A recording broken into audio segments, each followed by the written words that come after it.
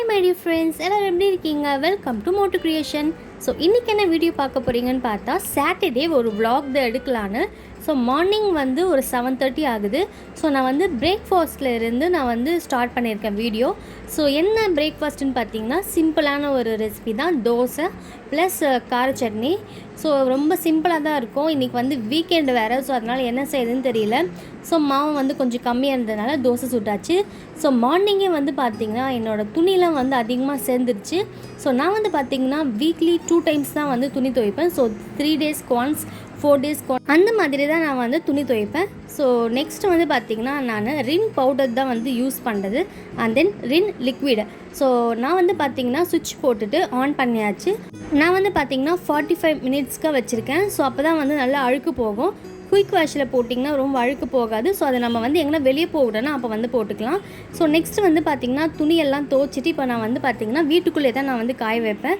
So எங்களோட மொட்டை மாடி வந்து பார்த்திங்கன்னா ரொம்ப தூரம் போகணும் ஃப்ளாட்லேருந்து.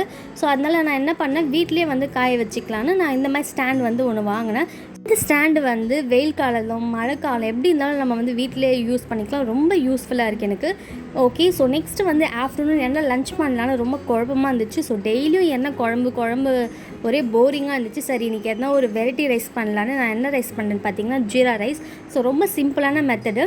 ஸோ கொஞ்சமாக ஆயில் ஊற்றிட்டு பட்டாணி, சீரகம், ஏலக்காய், பிரியாணி இலை, பட்டை, லவங்க இதெல்லாமே போட்டு நல்லா வதக்கிட்டு, ஸோ 1 டம்ளர் அளவுக்கு அரிசி எடுத்துட்டோன்னா அதுக்கு வந்து 2.5 வாட்டர் வைக்கணும். அண்ட் ஃபைனலாக நான் வந்து நார்மல் அரிசி தான் ஆட் பண்ணியிருக்கேன், பாஸ்மதி ரைஸ் வந்து போடலை.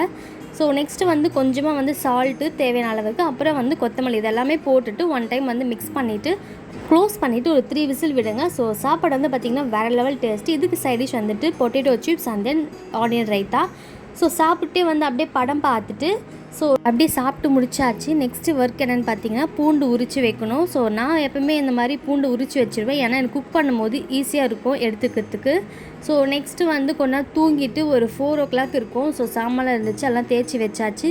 தேய்ச்சி வச்சுட்டு டீ போட்டேன். ஸோ டீ பார்த்திங்கன்னா நல்லா கொதிச்சிட்ருக்கு. ஸோ என்ன டீனா ஆஸ் யூஷுவல் இஞ்சி அந்த ஏலக்காய் போட்டு, இது எங்களோட ஃபேவரட்டான டீ.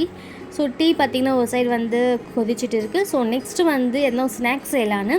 ஸோ என்னோடய மாமா வந்து பார்த்திங்கன்னா மஷ்ரூம் வந்து வாங்கிட்டு வந்திருந்தாங்க. இதை வந்து பகோடா போட சொல்லியிருந்தாங்க.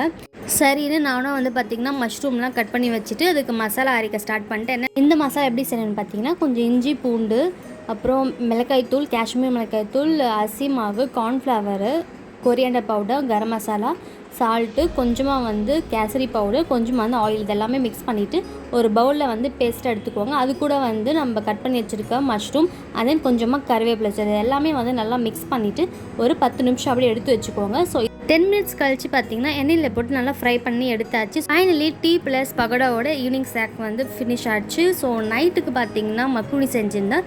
இந்த வீடியோ வந்து இதோட முடியுது. ஸோ உங்களுக்கு பிடிச்சிருந்தா motucreation சப்ஸ்கிரைப் பண்ணுங்கள். தேங்க்யூ.